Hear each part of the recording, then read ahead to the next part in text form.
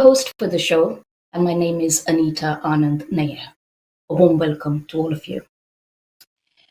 Um, we'll have a panel of discussion here, and I'll be joined by two wonderful women who have seen a lot in their lives and have emerged victorious in more than one way. I will be introducing you to two guests. One, Avinash Benz, who lives in London, and the other one, Rajni Shah, who's joining us all the way from India, Guwahati. I'll start with Rajni. Rajni, a warm welcome to you. Um, are you okay?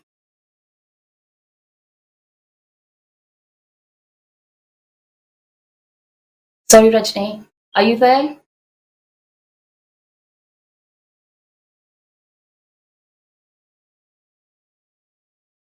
There seems to be. Hello. Oh, hi there. Hello, Rajni. The technicalities sometimes can delay things, but better late than never. And a warm, warm welcome to you. Thank you for joining us. Thank you so much. Thank you. Namaskar. How is the weather there in India? Very hot today. It Okay, seems like 36 degrees. right. Okay, right. You know what? I was actually going through some information about you, and I was thinking, how am I going to introduce you to the audience here? And then I had um, this feeling that it should best come from you. So introduce yourself to our audience, please, and then we tell us a bit about your journey, a bit about how you overcame the barriers that you faced, and how that made you stronger as a person that you are today. So, Rajni, a bit about yourself. I'm sure the audience wants to know. Okay. So first of all, it's my pleasure to be here, and I got this opportunity to introduce myself. So my name is Rajni Shah. I am from Assam, and Mhm. I reside in Guwahati. And I'm a home tutor by profession. And my journey starts when I was 16 years old. At that time, my father was suffering from business losses, and there are some problems in our family. Then my parents want me to quit my studies. Though my mother is very strong, she said, if you can afford your study, you are free to gain it. And then I started taking tuition, and that was a day, and today is a day. I have established myself as a home tutor. I have been working with the students, not only as a tutor, but I can tell myself as an educator because I see the overall development of a student. And I also build a friendly relationship with my students. They are free to share all their feelings with me. So it's a pleasure working with them. And my journey, as I said, that I have started working at a very early age, from the age of 16. So I find very many hurdles in my way. Like when I was very young, people used to call me like choti, tum to ek choti si bachchi ho, tum kya padhaogi. Uh, they they have a fear of uh, giving their child to me, but slowly I overcame those hurdles, and I have established myself today as a home tutor. Many people asked me, why don't you go for a job or something where you have your settlement? Like, but I have made my mind that no, I want to do something which gives me the internal peace. And educating the children gives me mental peace. I can learn a lot from them. So I have chosen it as a career, and I'm still working on it.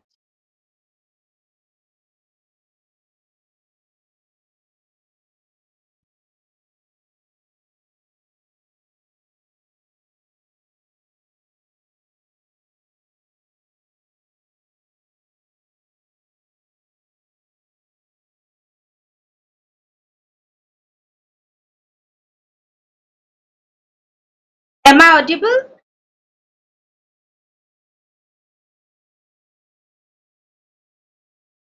Hello?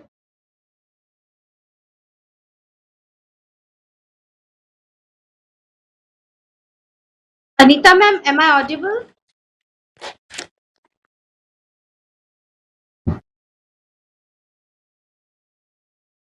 Hello? Am I audible?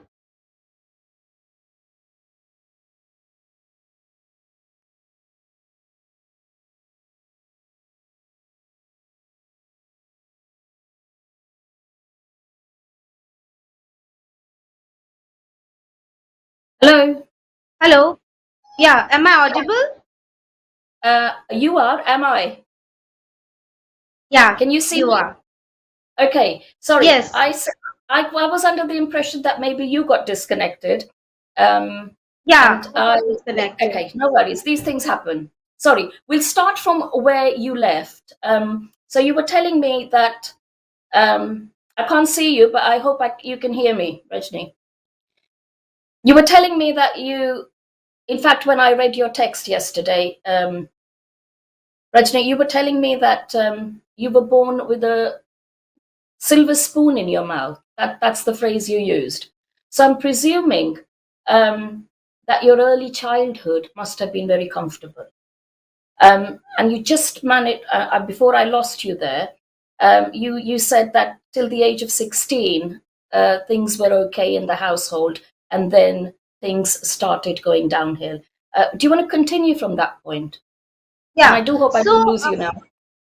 yeah. So, when I started working, slowly I have seen that my parents could take a breath of relief.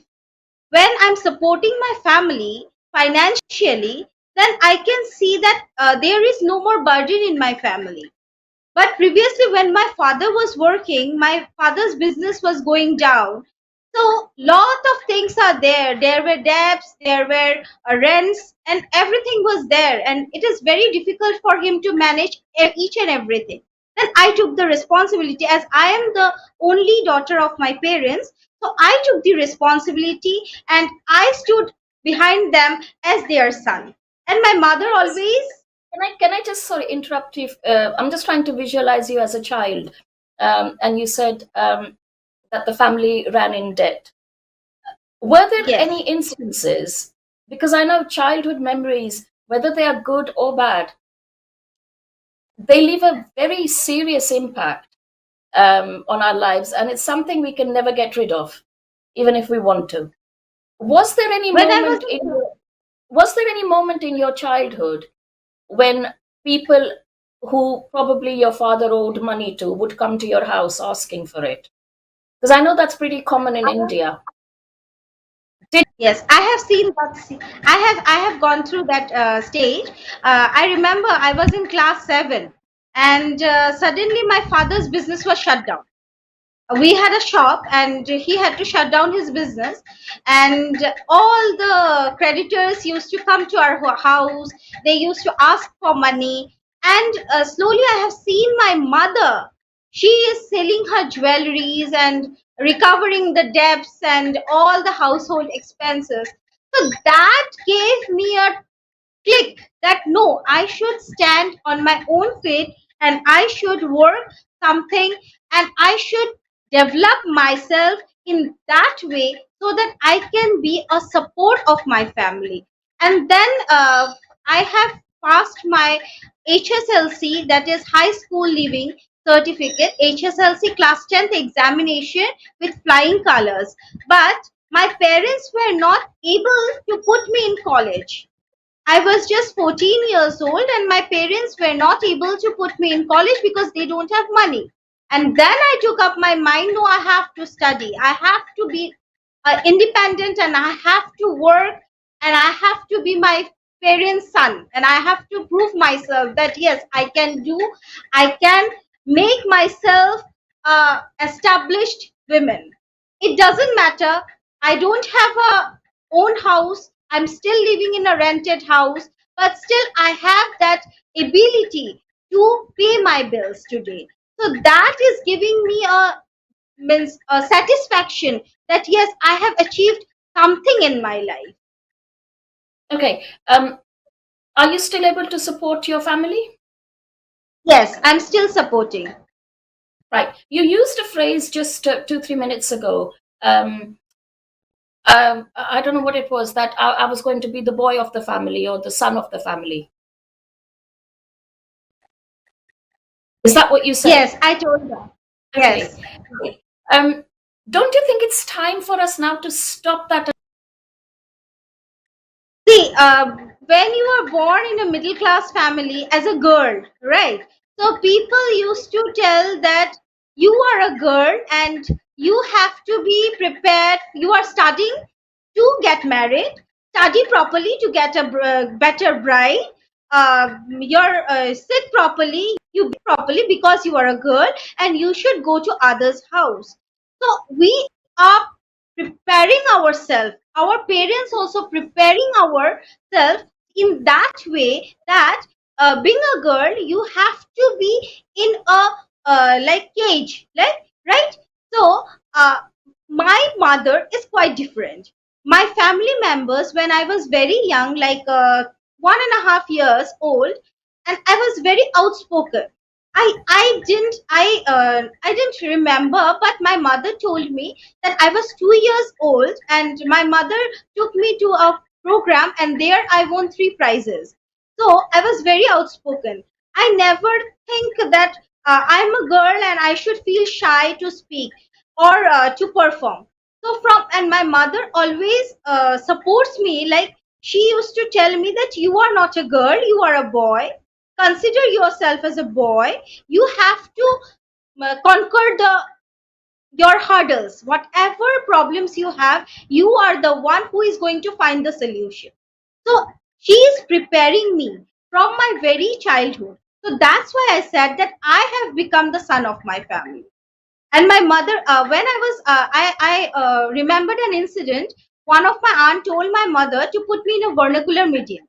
So my mother fought, and she said, no, I will put my child in an English medium school because she is my daughter and I am her guardian to take the decision where I should admit my child. And she took me to the English medium school, and she gave admission there. And my performance was also very good.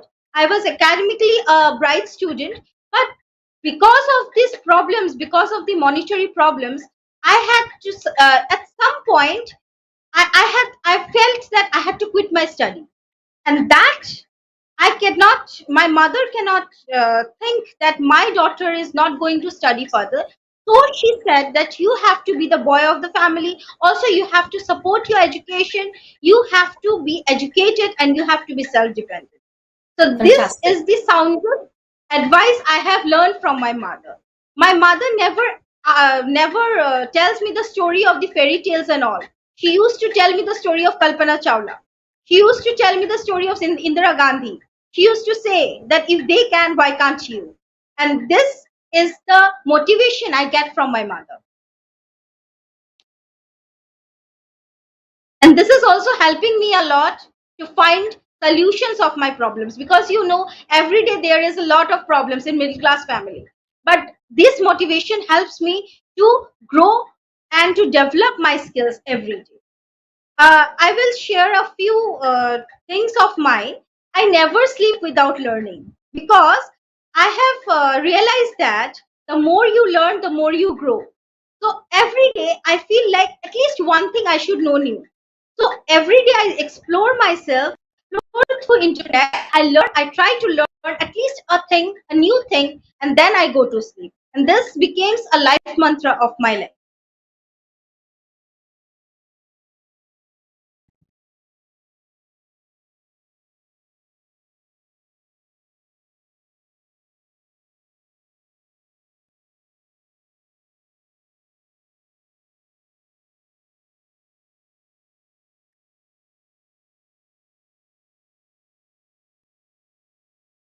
I think we're having.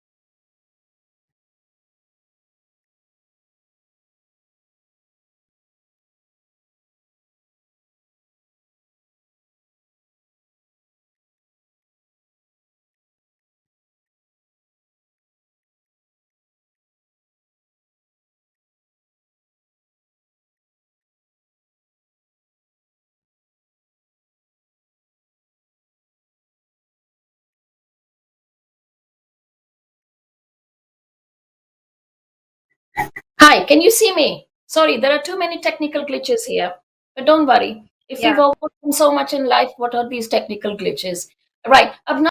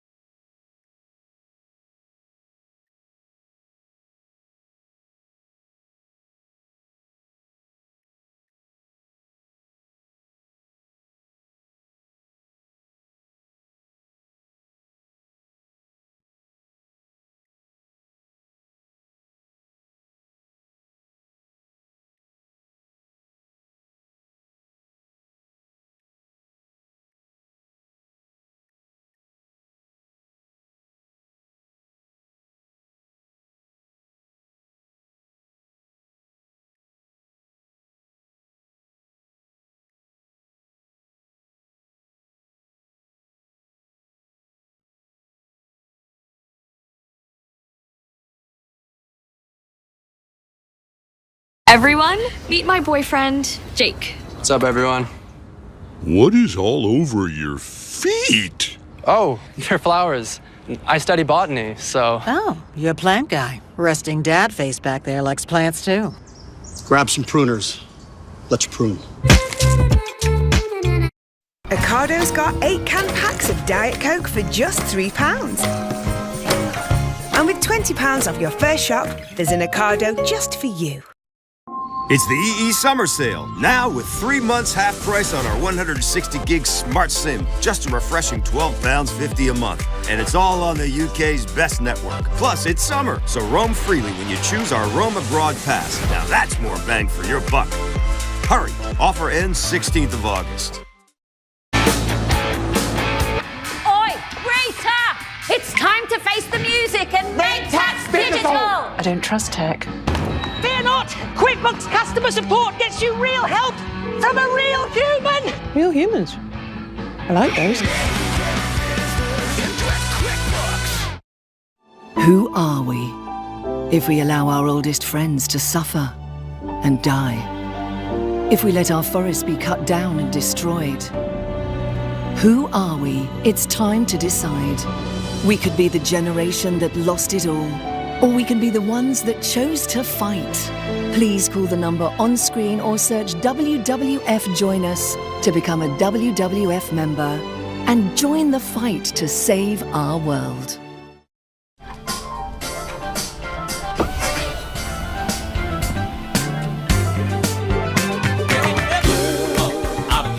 For your free brochure, call 0800 999 7999. Rise, recline, relax with Oak Tree Mobility. With ClearScore's brand new ClearSaver, you can instantly see exclusive credit card and loan offers that help save you money. It's quick and easy. Simply share some details from your current account and you can instantly save. And you can even be pre-approved for offers, so you can be ClearScore sure before you apply. Just like I'm ClearScore sure. You don't need all of this. You just need ClearSaver. Just ClearSaver. Download the free ClearScore app and see if you could save. Cinch is the easy way to buy a car online. Everything's faff-free, with helpful financing options. Plus, you can trade the value of your old car towards your new one. And if there's outstanding finance on your old car, don't worry. Cinch should be able to sort that for you as well. So with helpful financing options, part exchange, and your outstanding finance sorted, you can be certain you've absolutely cinched it. Search Cinch to buy your next car today. Smart people know a great deal when they see one. And there it is. Feel free to give it a read. You don't need me to read it for you. And we are also looking...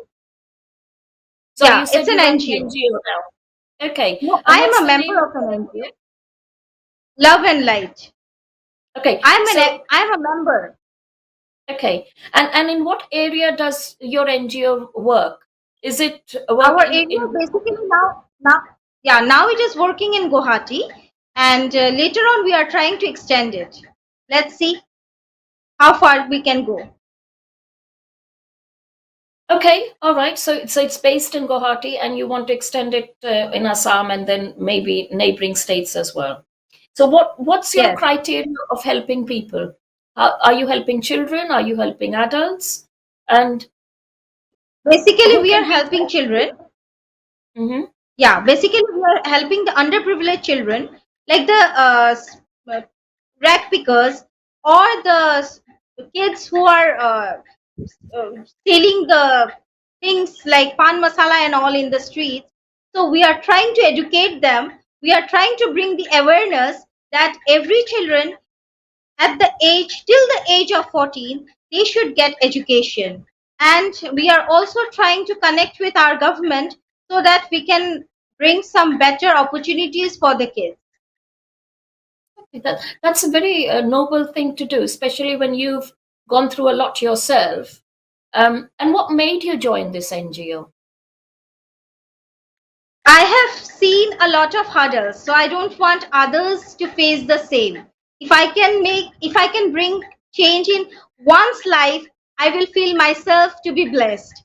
So that's what I'm trying. And my NGO, my secretary and president of my NGO is also very helpful, and they are also cooperative. So we all are working together. Let's see. Okay. Right. Have we got Abnash there? Abnash Benz, are you there? Okay. I don't think I can connect. You mentioned something about what was it? Selling tobacco on the streets. Yeah. Tell me a little bit about that. How is that? First of all, how is that allowed, and what about the strict guidelines there? No, actually, government has set some guidelines that every child till the age of 14 they should be admitted to schools and they should get education, and also midday meal is also given by the government. But the parents are not aware. In every household who lives in the slum area, you won't believe there are 7 to 8 children in one house. And 7 to 8 children, feeding them is not an easy task for the parents who doesn't even work. So they are using their children to work and bring money for them. And they are having their food with that money which are brought by the children.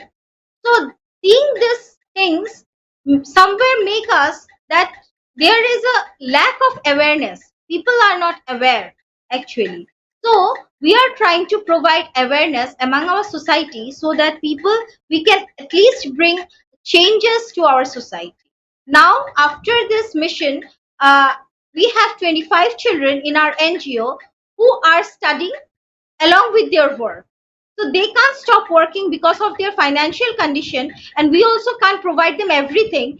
They are working, but as well along with that they are also studying. So two of them, we have admitted them to the government school and they are going for their regular classes. So seeing these things makes us happy. Sabki khushi mein apni khushi. That's such a nice thought, such a noble thought. Tell me one thing. How do you ensure that the parents are made aware? Because obviously, if easy money is coming in and the children are earning, there are quite a few mouths to feed. So as many hands that earn is better is probably the thinking there, and that would be the mindset. How do you manage to override such a strong mindset amongst the parents who might be who might show some rigidity, or who might actually just turn around to you and say, there are children, what's it to you? So how do you overcome that? We have come over the situation. We have many parents who used to come and oppose us and used to take their children from us. But according to the child line or the government of India, no parents can force their children to work. So we have that strong point, and based on that point, we are trying to educate the people. Also, some mothers are there. We have find some good mothers, but their husbands are not supportive. But mothers want their children to be educated and to be self-dependent and do something good in their life. They don't want to give the same life they have. They don't want to give the same life to the children. So the mothers are also connecting to us. They come up to us, they ask us, अगर possible है तो हमारे बच्चों को आप पढ़ाइए, आप हमारे बच्चों को पढ़ाइए, हम आपको fees देंगे. Even we have two mothers who offered us fees. We said we don't need any fees. You just bring your child.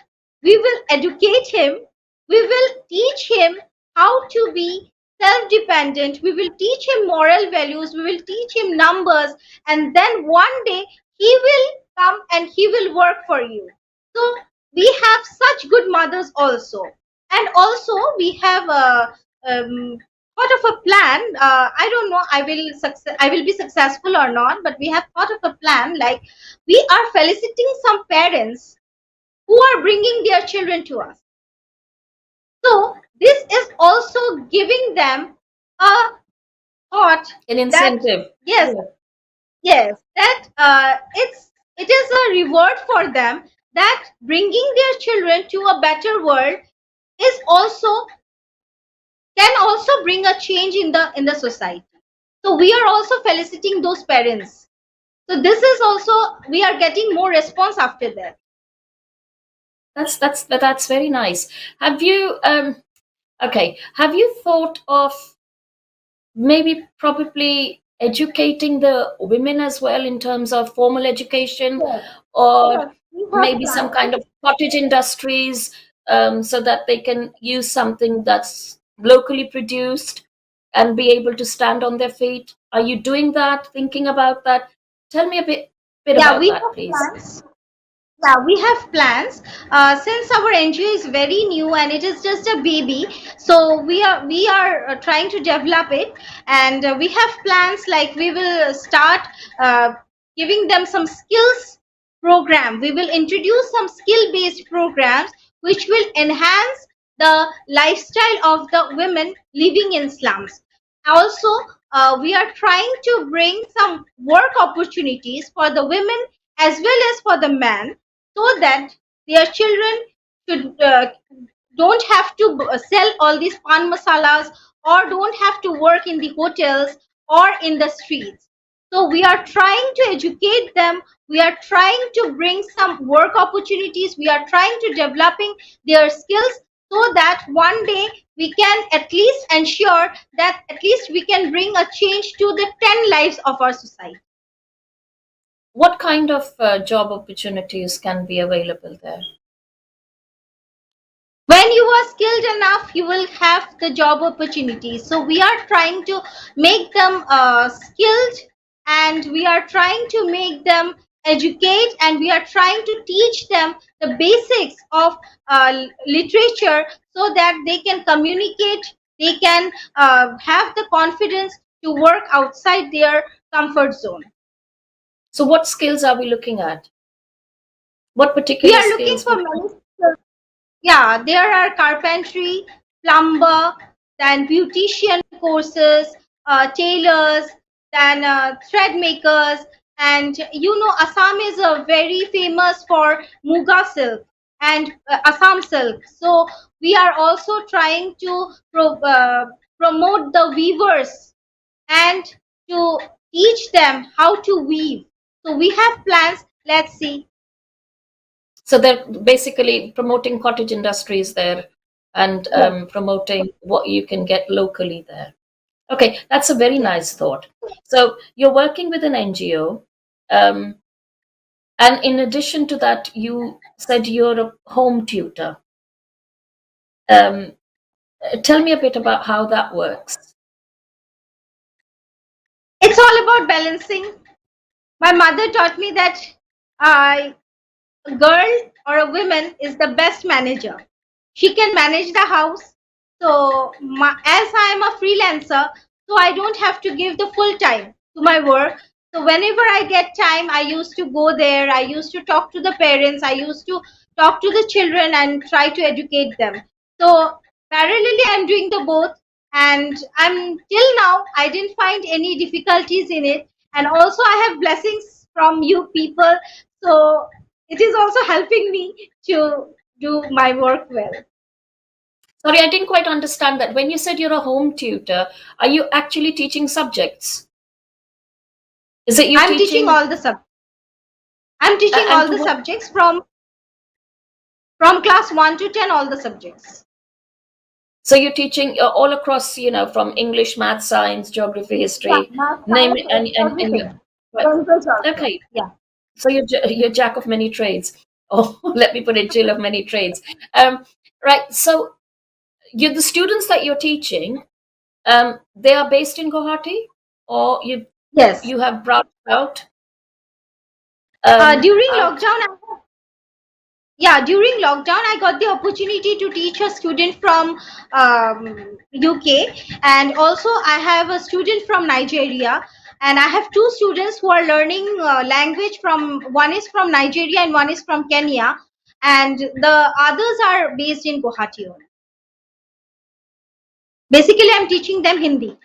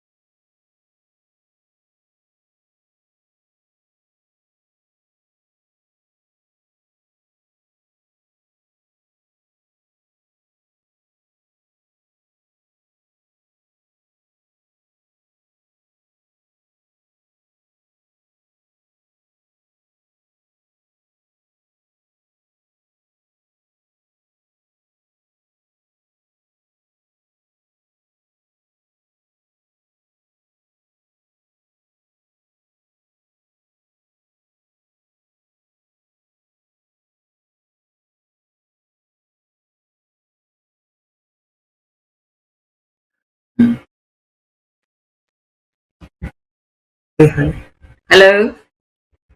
Hello, ma'am. Oh, hi. Thank God. We are talking now. So yeah. Hi, Anita. Hi, Rajini ji. You know what? I was just I don't saying. know what was happening. That's okay. Even I've been in and out, so that's fine.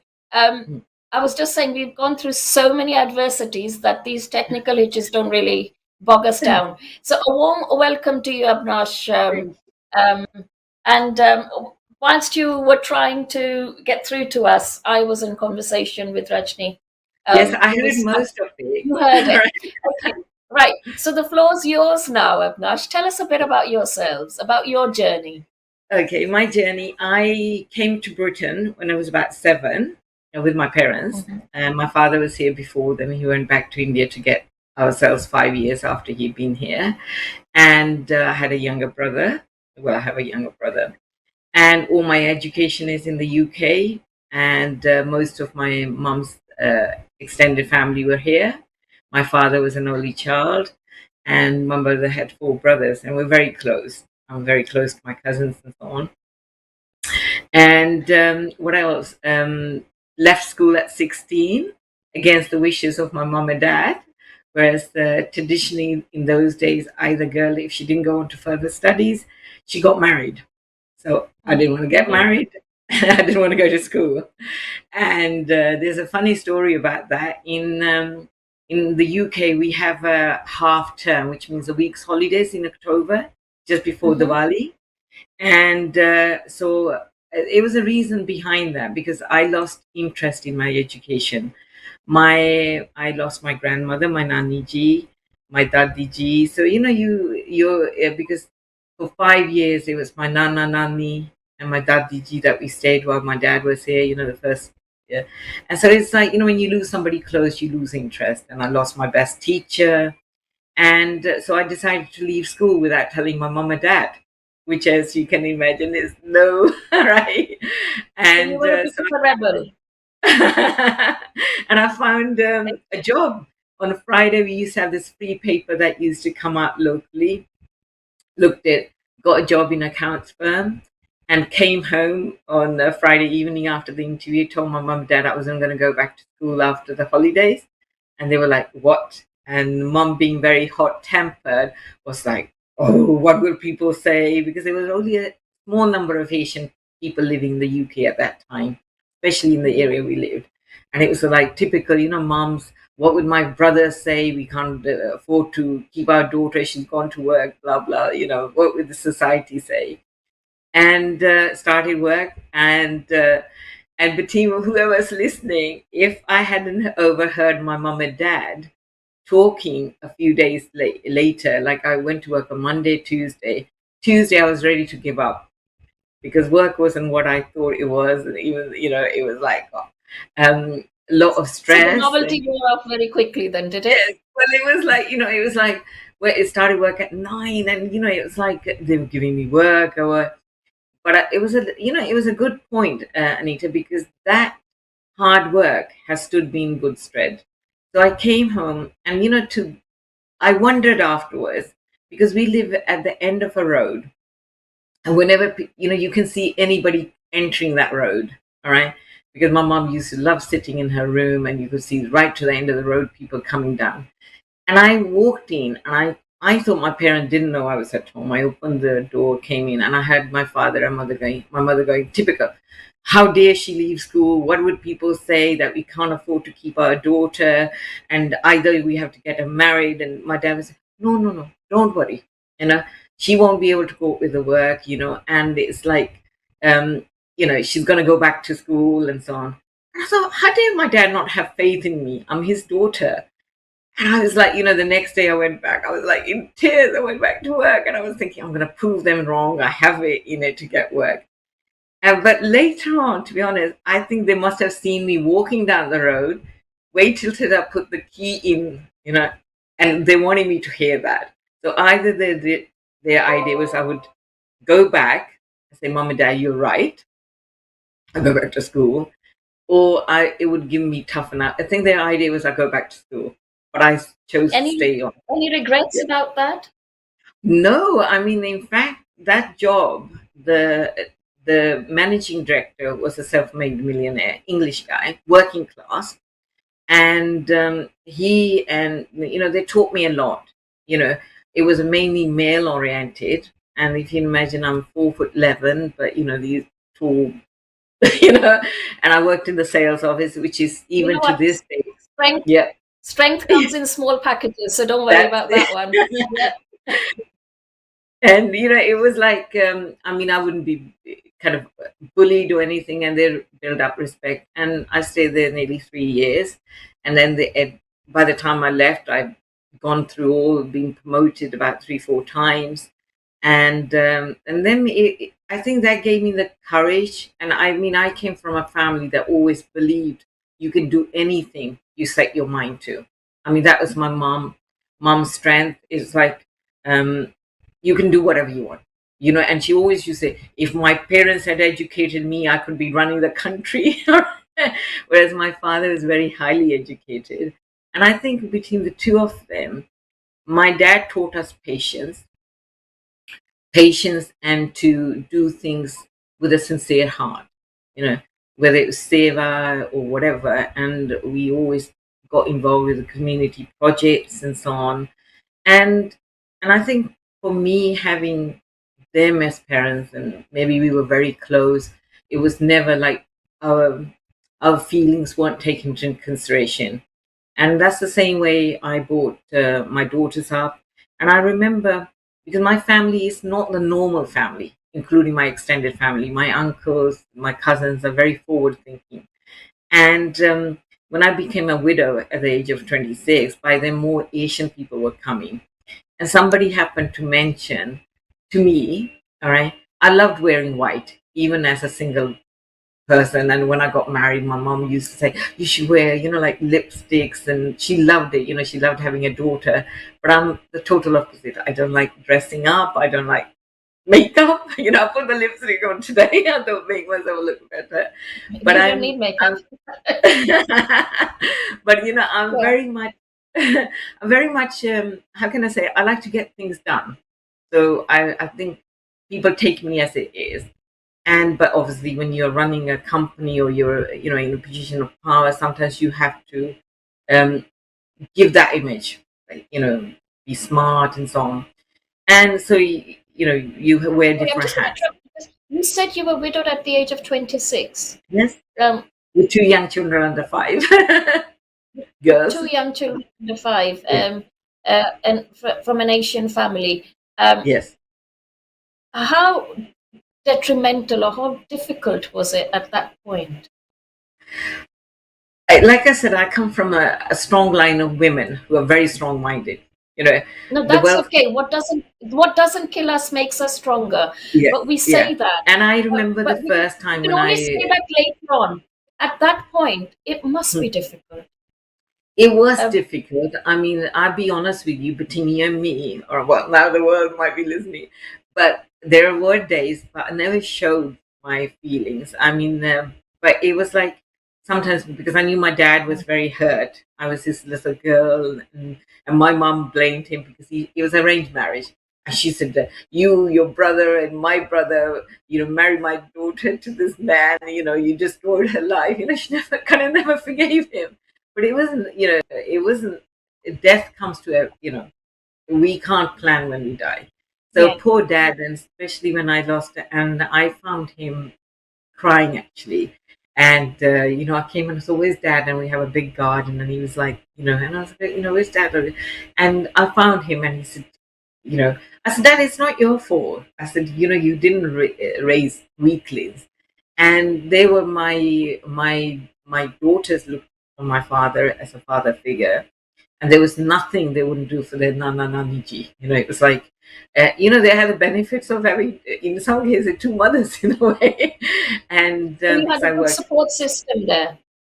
yeah, You had and I family have to wonderful support you friends. Yeah, and I think and friends to sometimes people, support you. yeah, and Anita, I think what happens sometimes. Blood is not everything. I have a very sportive family, but above all, I had very sportive friends, and I still remember my friend Papinder, who had 3 daughters. When she approached me and said to me, she said, "Can I ask you, Benji, why doesn't Paji come?" She had heard, but she didn't want to know. And she was there for me, picking up my kids with her 2 daughters, and then I would bring them back after I finished work when she went to work in the evening. So I think the sports system is what we need as women.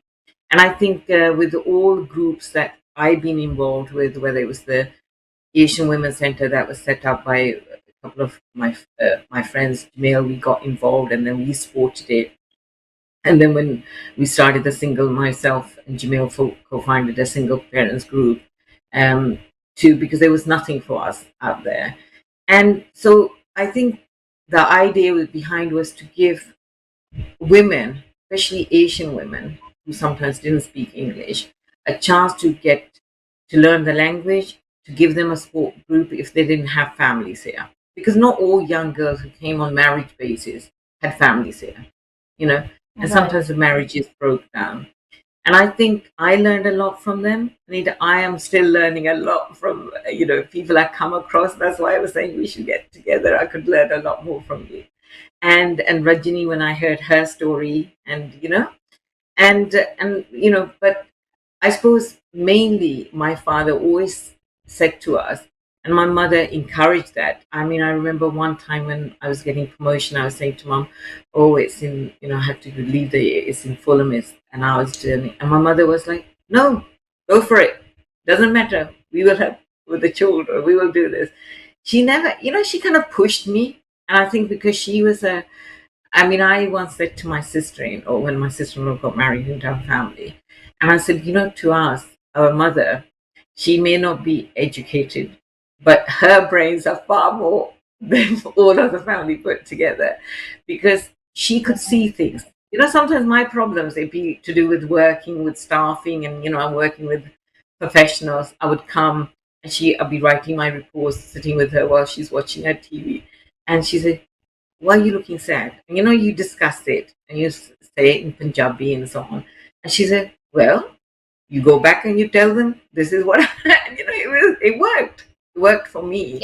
And I think we shouldn't give up. Every person has some knowledge.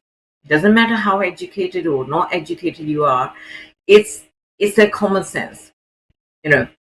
And then, I think all my success I owe to my parents, with my grandparents, and my friends, because without friends, you know what they say, being at the top is a very lonely business.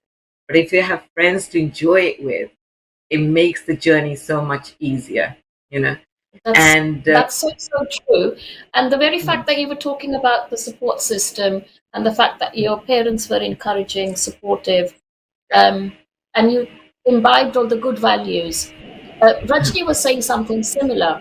So I think that's the common thread amongst all the women with substance, that if you have a, a woman supporting a woman, it makes a lot of difference.